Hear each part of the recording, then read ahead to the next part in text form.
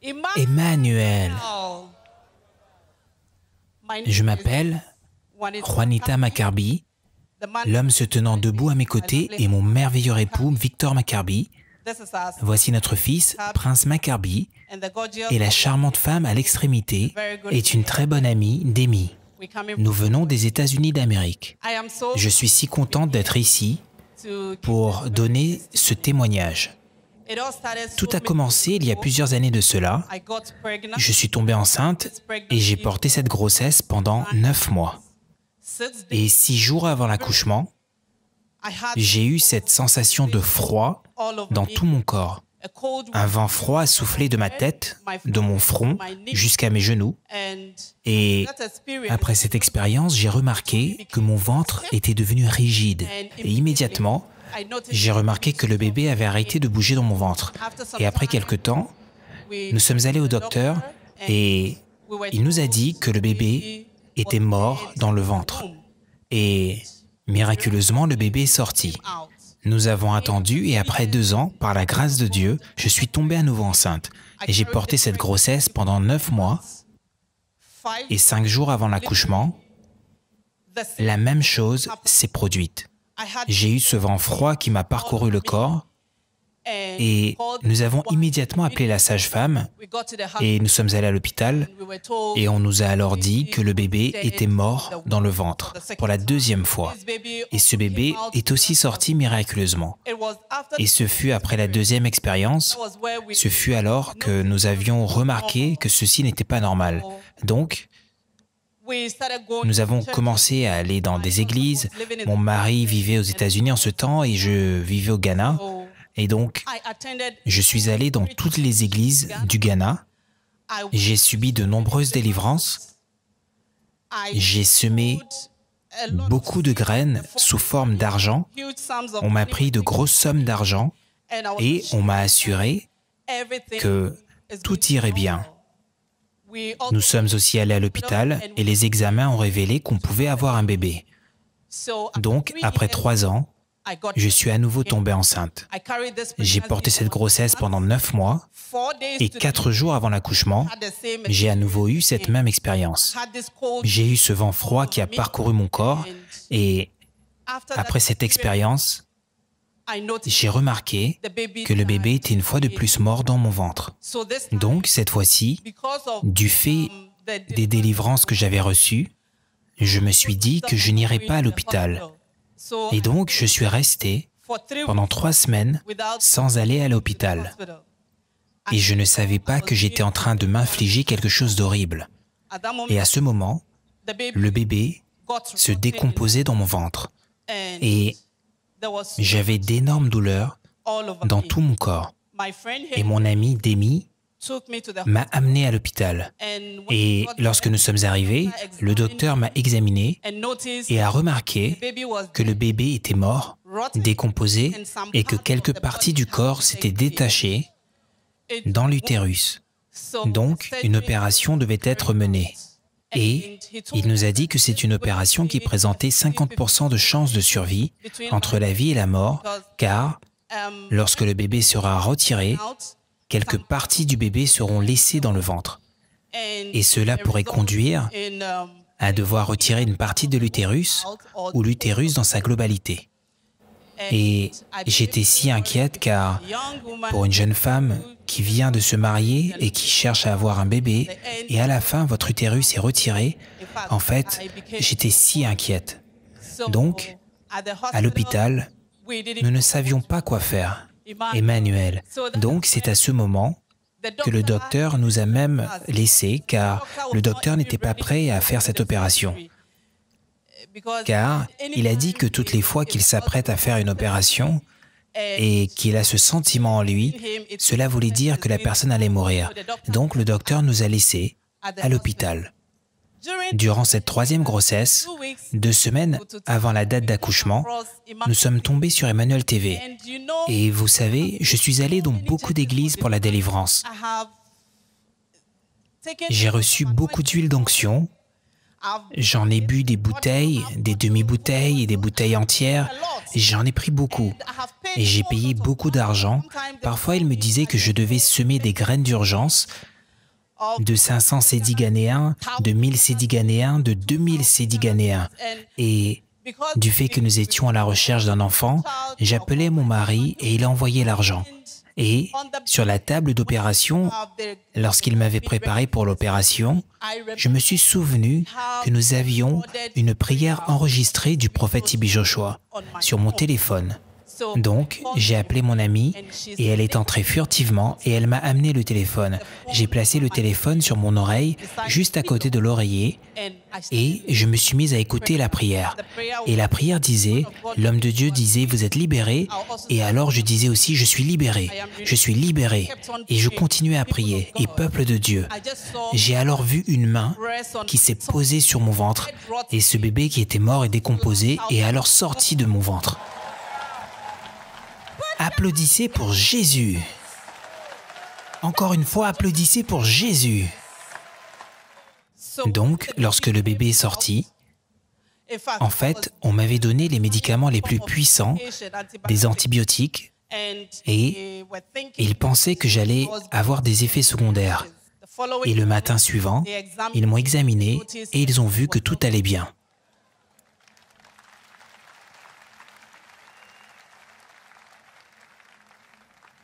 Et j'ai donc été libéré de l'hôpital et je suis reparti à la maison. Et durant ce temps, mon mari essayait de me faire venir aux États-Unis. Mais c'était si difficile, nous ne savions pas quel était le problème, il refusait tout simplement de s'occuper de nous. Mais aussitôt que ce bébé est sorti, à travers la prière du prophète TB Joshua, mon visa est aussi arrivé.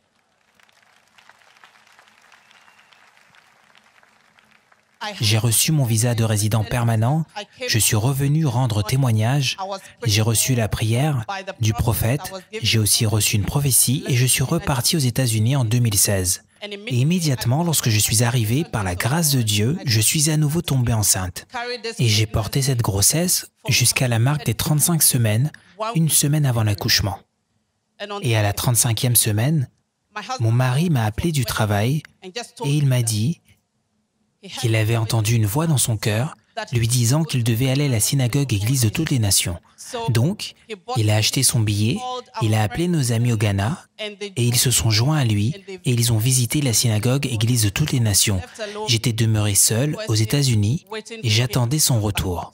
Donc, le vendredi matin, il m'a appelé et il m'a dit qu'ils allaient à la montagne de prière. Et à ce moment-là, j'étais déjà debout dans ma chambre et aussitôt que je suis sorti, ce vent froid m'a alors parcouru à la porte. Et immédiatement, mon ventre est devenu rigide et une fois de plus, le bébé a arrêté de bouger. Mais cette fois-ci, mon mari m'a dit qu'ils allaient à la montagne de prière et que je devais juste garder mon calme et qu'il y allait pour prier pour moi. Et j'ai alors gardé mon calme. J'étais dans la maison, je priais, je pleurais, je disais à Dieu, qu'est-ce que ceci encore? Donc, après 6 heures, j'ai entendu une voix dans mon cœur me disant que je devais aller dormir.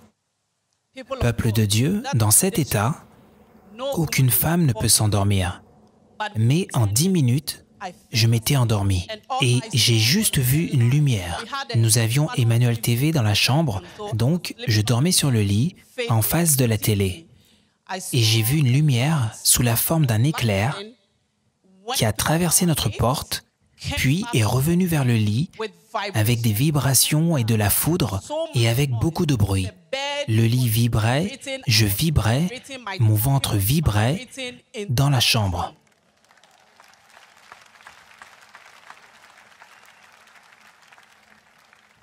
Je me suis alors écrié « Jésus » car je ne savais pas ce qui m'arrivait.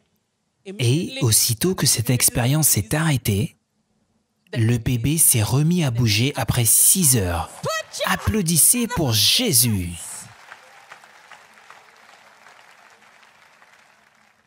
Donc, la semaine suivante, mon mari est revenu aux États-Unis et immédiatement, je suis entré en travail. Et en fait, Je n'ai même pas ressenti les douleurs de l'accouchement car pour la première fois, j'avais un bébé qui bougeait, un bébé vivant, et j'étais en même temps en travail. Donc je n'ai même pas senti les douleurs. Nous avons prié et, par la grâce spéciale de Dieu, ce bébé, Prince, est venu au monde sans le moindre encombre, pour la gloire de Dieu. Applaudissons encore une fois pour Jésus-Christ. Allons, nous pouvons faire mieux. Applaudissez pour Jésus. Donc, madame, que pouvez-vous dire par rapport à ce qui s'est vraiment passé? En fait, il y a de la puissance dans cette maison. Il y a de la puissance dans les prières du prophète TB Joshua.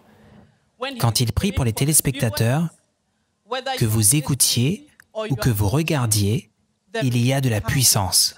Laissez-moi encourager les personnes qui me regardent maintenant. Il se pourrait que vous traversiez ce problème ou quelque chose d'autre. Croyez toujours que Jésus est vivant. Si vous mettez votre espoir et votre espérance en lui, il vous répondra et vous vous réjouirez avec moi comme je me réjouis aujourd'hui dans le nom de Jésus. Alléluia, applaudissez pour Jésus. On m'avait dit à l'hôpital que si je ne ressentais pas les mouvements du bébé sur plus d'une heure, je devrais appeler. Mais lorsque j'ai appelé mon mari et qu'il m'a dit qu'ils allaient à la montagne de prière et que je ne devrais appeler personne, j'ai aussi refusé d'appeler. Mais au fil du temps, j'ai eu peur car si je n'appelais pas et que quelque chose arrivait, ils enlèveraient le bébé et m'arrêteraient, me disant que je suis celle qui avait tué le bébé intentionnellement. Donc, j'avais peur en même temps. Mais j'ai cru dans les paroles que mon mari m'avait dites, me disant qu'il allait à la montagne de prière et qu'il allait prier pour moi. Donc, je ne devrais pas m'inquiéter, je ne devrais appeler personne. Je devrais attendre qu'il revienne de la montagne de prière. Et aussitôt qu'il est revenu, le bébé s'est remis à bouger. Gloire soit à Dieu. Emmanuel. Je m'appelle Victor McCarby. La personne à mes côtés est ma femme. Et voici notre très bonne amie qui nous a aidés lorsque nous avions besoin d'aide. Comme vous venez de l'entendre, ma femme a tout dit. Mais vous pouvez imaginer être dans un mariage pendant 11 ans sans le cri d'un bébé dans la maison. Que diraient les membres de la famille? Que diraient les amis?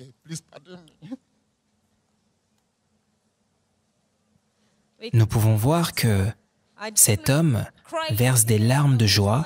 Ce sont des larmes de joie car, après avoir passé 11 ans dans l'incapacité d'avoir un enfant, rappelez-vous qu'ils ont traversé beaucoup en tant que couple. Et pas une, pas deux, pas 3 fois, mais 4 fois. Le bébé est mort dans le ventre, mais à travers la grâce de Jésus-Christ, à travers Emmanuel TV, Dieu Tout-Puissant a restauré cet enfant dans son ventre et il est ici aujourd'hui pour partager ce merveilleux témoignage pour la gloire de Dieu. Les gens disaient beaucoup de choses, mais j'avais toujours confiance en Dieu. Je savais que Dieu allait faire quelque chose pour nous. Et au cours du temps, nous sommes tombés sur Emmanuel TV et ma femme m'en a fait la présentation. Elle l'a découvert en premier et elle m'en a fait la présentation. Donc, lorsque j'ai commencé à regarder, j'ai réalisé que quelque chose de différent se passait dans le monde. Je n'avais jamais vu ça nulle part, nulle part. Et j'ai dit non, c'est l'endroit où nous pouvons avoir notre délivrance. Et donc, lorsqu'elle me racontait ce qui se passait, car j'étais en ce temps aux États-Unis. Durant toutes ces choses, j'étais aux États-Unis et elle était ici et elle traversait toutes ces choses. Et je pleurais tout le temps car je n'étais pas là pour la soutenir. Et la dernière grossesse, pour ce merveilleux bébé ici, quelque chose m'a dit de venir ici. Et je savais que c'était l'endroit où le problème toucherait à sa fin. C'est là que nous recevrions la solution. Et lorsqu'elle m'a dit que cette chose s'est produite à nouveau, elle ne ressentait plus le bébé, j'ai dit non, je ne peux pas être dans cette arène de la liberté pour que ce bébé meure à nouveau. Cela ne peut pas se produire. Attends, n'appelle pas l'hôpital, n'en parle à personne.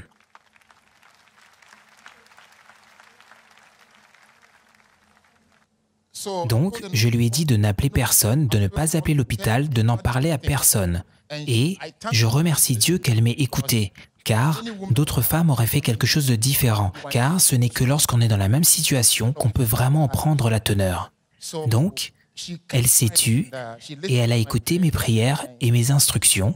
Et lorsque je suis allé à la montagne de prière, lorsque l'homme de Dieu nous a demandé d'y aller, je suis allé et j'avais sa photo lorsqu'elle était enceinte et je l'ai posée sur le sol.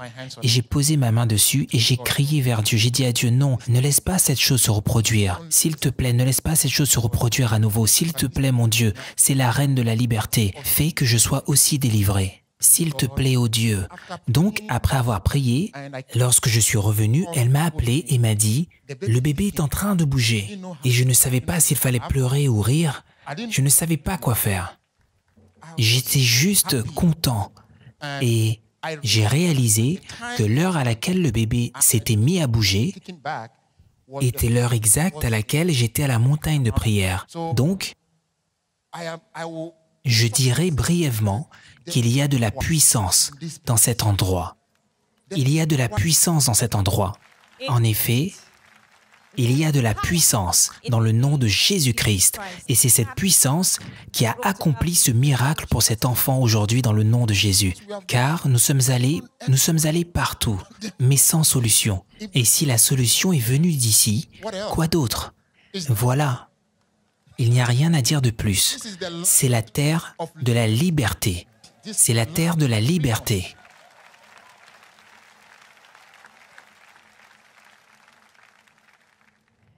Emmanuel. Bonjour Église. Je m'appelle Demi Nutstuga. À mes côtés se trouve mon amie, que j'appelle ma sœur maintenant, Madame Juanita Maccarby et son mari, Monsieur Victor Maccarby, et je l'appelle notre petit miracle, Prince Maccarby. Ma sœur a vraiment tout dit. Je suis entré dans sa vie lorsqu'elle avait sa 3e grossesse. Et le 25 avril 2015, elle a fait son dernier examen prénatal. Et nous avons eu le même rapport à nouveau. Maintenant, elle a dit qu'elle était fatiguée d'aller dans différents endroits à la recherche de solutions. Donc nous sommes restés, nous prions et nous espérions que les choses changeraient. Et le 23 mai, elle est entrée en travail et je l'ai conduite à l'hôpital. Lorsque nous sommes arrivés à l'hôpital, quand le docteur l'a examinée et a vu l'état dans lequel elle était, il a ordonné à l'une des infirmières d'appeler la police et de les tenir au courant au cas où quelque chose lui arrivait. Et il me tiendrait pour responsable, ainsi qu'une amie de la famille qui nous avait emmenés à l'hôpital, qui nous avait accompagnés à l'hôpital. Donc, ils ont averti la police de se tenir prêt au cas où quelque chose lui arriverait et nous serions tenus pour responsables. Donc, je faisais les 100 pas devant la salle d'accouchement, je priais et je criais vers Dieu de nous délivrer de ce problème. Et ensuite, elle a envoyé une des infirmières qui était dans la salle d'accouchement avec elle afin de venir récupérer son téléphone.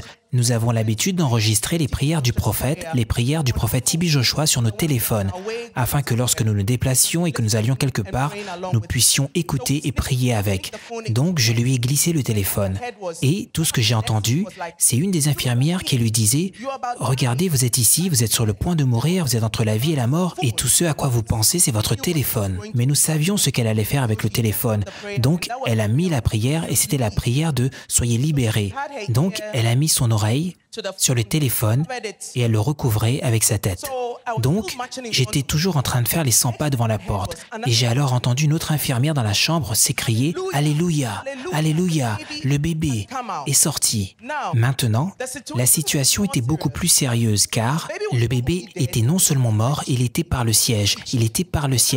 Donc, cela veut dire que la seule option était de lui faire une césarienne. Donc, pour qu'un bébé mort qui se présentait par le siège puisse sortir de lui-même, cela ne peut être que Dieu, absolument que Dieu. Donc, le bébé est sorti et en l'espace de 5 minutes, l'infirmière a dit « Oh, le placenta et tout ont suivi ». Donc, je suis juste sorti dehors et j'ai remercié Dieu. Ils lui ont alors prescrit les médicaments les plus forts, car un bébé mort qui se décomposait dans votre ventre, avec toutes les infections et les complications, je ne suis pas médecin. Ils lui ont donné les plus fortes doses et ils ont demandé de faire des analyses. Et je me suis alors précipité au laboratoire pour les analyses. Et au matin, j'ai ramené les résultats. Et ils ont alors fait appel au chef du département de gynécologie de l'hôpital de venir et de l'examiner. Donc, il est venu avec ses étudiants et elle était devenue un cas d'étude pour les étudiants. Donc, il est alors venu et il a demandé si une femme est enceinte et l'enfant est mort, quelles sont les complications, et les étudiants avançaient tous les termes médicaux et j'étais perdu. Donc, il a alors dit où sont les résultats d'analyse. Ils le lui ont remis, il les a regardés et il a dit non. Êtes-vous sûr que ce sont ces résultats? Et j'ai répondu que oui. Et il a alors dit, en fonction des médicaments qu'on lui donne, ces résultats d'analyse ne devraient pas afficher les valeurs qu'il a sous les yeux. Et toutes les valeurs étaient au seuil normal. Applaudissons pour Jésus. Applaudissez bien fort pour Jésus. Toutes les valeurs étaient normales. Et en 2 jours, elle a pu sortir de l'hôpital et nous sommes rentrés à la maison. Et elle n'a eu aucun effet secondaire. Elle n'a rien eu jusqu'à ce qu'elle aille rejoindre son mari aux États-Unis et maintenant nous avons notre miracle. Gloire soit à Dieu. En effet, maintenant nous avons notre miracle. Voici le livret pour les soins prénatals en 2008. Voici l'inscription de la grossesse. Problème durant la grossesse, aucun, c'est écrit ici. Et ensuite, accouchement, complications aucune, et ensuite, ils ont écrit mort. Cela signifie que j'ai accouché d'un bébé mort en 2008. Et ensuite, en 2010, la même chose, problème durant la grossesse, aucun. Et ensuite, j'ai accouché d'un bébé mort. En 2014, voici le rapport de l'échographie qui indiquait qu'il n'y avait aucun mouvement du fœtus détecté. Signe de Spalding, cela veut dire que le bébé est mort, il n'y a aucun battement de cœur et les membres ont commencé à se décomposer dans mon ventre. Ici, c'est la photo que mon mari a emmenée à la montagne de prière, c'est la photo qu'il a placée sur le sol et sur laquelle il a prié pour moi quand j'étais aux États-Unis. Et ensuite, il était ici, dans l'arène de la liberté, à la montagne de prière. Madame, nous nous réjouissons avec vous pour ce que Dieu Tout-Puissant a fait dans votre vie et dans celle de votre famille.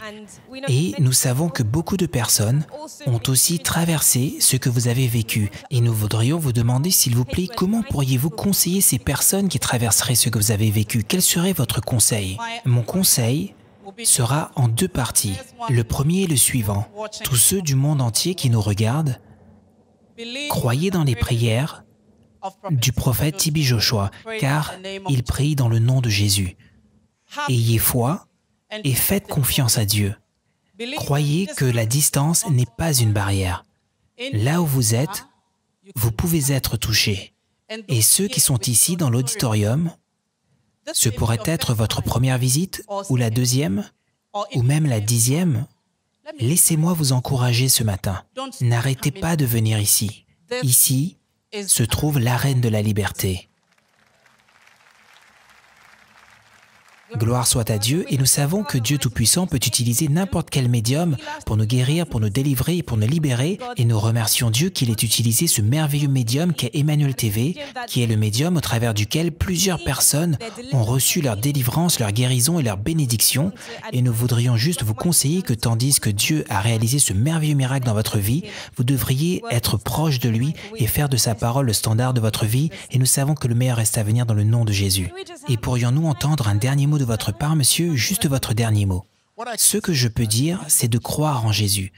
Car sans Jésus, vous n'êtes rien. Je ne prends pas en compte ce que disent les gens à propos de cet endroit. Tout ce que je sais, c'est que c'est l'endroit, la terre, où vous pouvez obtenir ce que vous voulez. Téléspectateurs du monde entier, vous me regardez, vous m'entendez. Je vous ai raconté mon histoire. Il se pourrait que vous ayez la même histoire. Elle pourrait même être pire que la mienne. mais c'est ici que j'ai reçu ma liberté, ma délivrance. Vous pourriez dire que, oh, il y a d'autres églises vivantes. Bien, Jésus est là où il est le bienvenu. Et il est le bienvenu ici.